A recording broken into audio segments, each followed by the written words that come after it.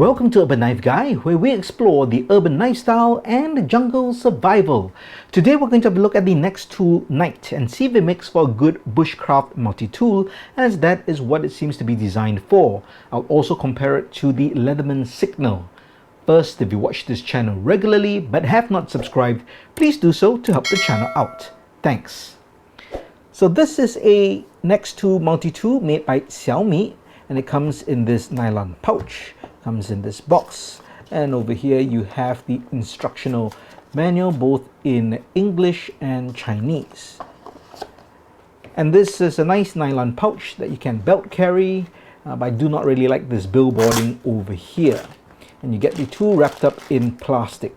I should mention that I've actually opened this and I've actually brought it out to the field as well. I just wanted to show you the experience of unboxing it. But in any case, here's the tool. As you can see, it is kind of a full-size multi-tool. It only comes in black. I guess this black oxide coating is pretty useful, especially if you're going to bring it out into the field and use it. So it'll help lower down corrosion.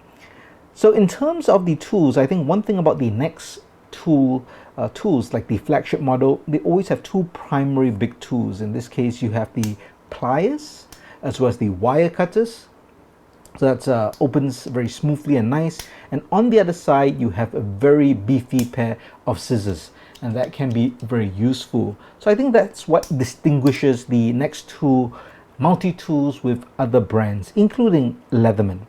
Now, besides these tools, the primary tools, you have tools on the outside. You do have a blade. This is a sheep's foot style blade, but it's got no lock. And I think that's a misstep. Especially for an outdoor tool, I think there should have been a liner lock. There's definitely space. They could have made this scissors a bit thinner and put in a liner lock. There is a saw, and this does have a liner lock over here. The saw is tapered in shape. I'll talk more about the performance in just a bit. Now, there are also some screwdrivers over here. You have to pry that to get the flathead screwdriver as well as the Phillips head screwdriver, and there is a cap lifter here as well.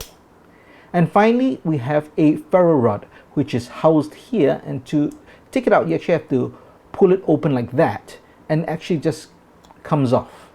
And this really worries me because this is made of plastic, and just the way it's angled and has to be disengaged, it feels like this is going to break after some time. So I don't really like this particular style of keeping the ferro rod. It clicks into place and that goes there. I guess you're not really meant to use this often afterwards. It's just a tiny ferro rod, but compared to the Signal, which has the ferro rod, and that's really safe in place, and it's not going anywhere, and you don't have to worry about anything breaking. So right here, so you would actually remove it by pulling this out. I won't do that right now, but you get that ferro rod right there, and that doesn't feel like it's gonna break. So that's all the basic tools. Now, in terms of, I guess, just basic functionality, this is 11 in 1. It does have, I guess, the basic things that you need if you're going to go out. Now, the steel is 30 CR13, which is basically 3 CR13, and that's equivalent to 420J. So it is a low budget kind of a stainless steel, and it's a bit soft. And I found the softness when I tried to use the ferro rod. So I actually took the ferro rod out and I used the back of the saw to strike it, and I tried to, make a fire, or at least start a fire. I won't say make a fire, but at least start a fire. So I used the blade first, and I would say the blade functioned pretty well, even though it's no lock. It doesn't even have a slip joint. It's just like that, but it was serviceable. I used it to make some feathers, and that was pretty easy. So I think no real issue with the blade, except that it is not a locking blade, which I would prefer. And then back to starting the fire, I used the saw and the ferro rod, and I tried to strike.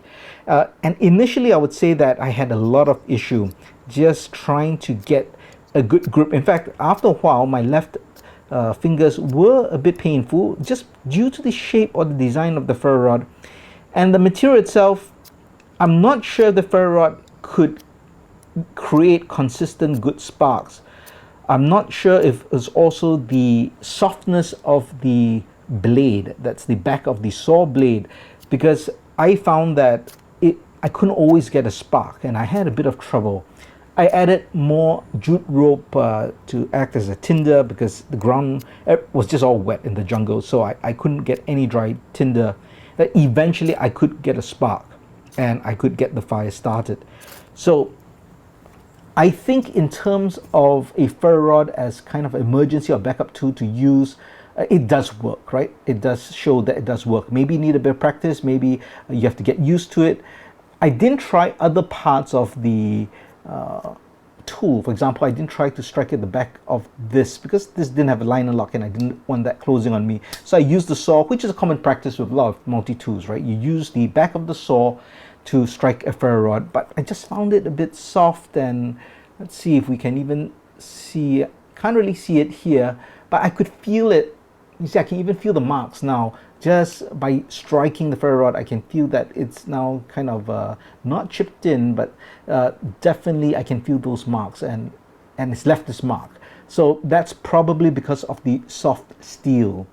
Now, and let's further talk about the saw, because that's quite an important component if you're going outdoors and if you have to do some wood processing, or if you're using this as kind of your emergency or survival kit. You need to know whether you can cut through wood. Now, you can cut through wood, as I tried, but it was really difficult. It took a very long time, and it just wasn't easy.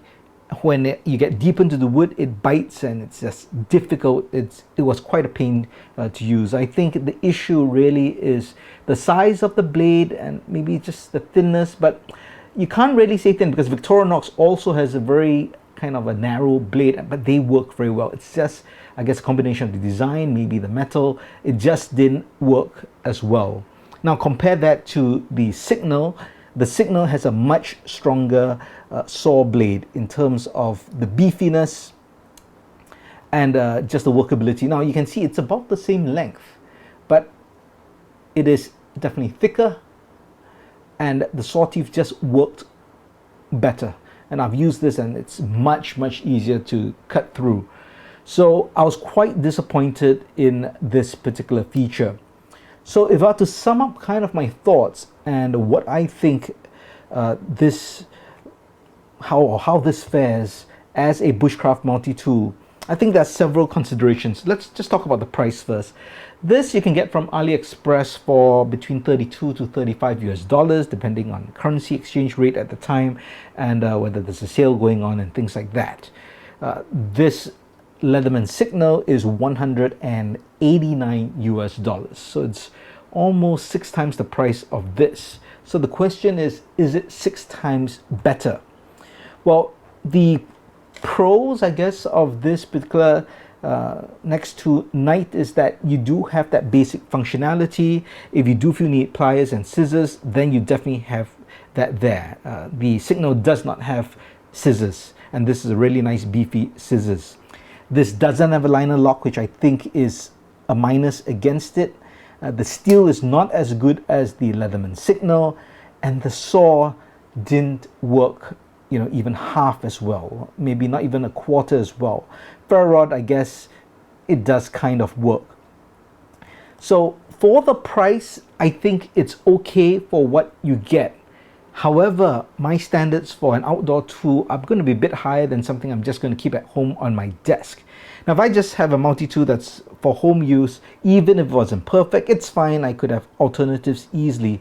But if I'm going out into the jungle and I'm carrying this out as a tool that I'm going to depend on, then I feel that I'm going to have lots of problem, and that's where, you know, a cheap price will not do you any favors if it's not going to do the work you need when you are out in the field. And if you use this as kind of an emergency tool, backup tool in a kit, then again, you definitely want something that can get you out of that sticky situation. So while this is much more expensive, it is definitely built better. I think the machining is better, the fit and finish is better, of course the materials are better, and also just the design in terms of the functionality of, let's say, the saw, the ferro rod and stuff like that. So I personally would not carry this out.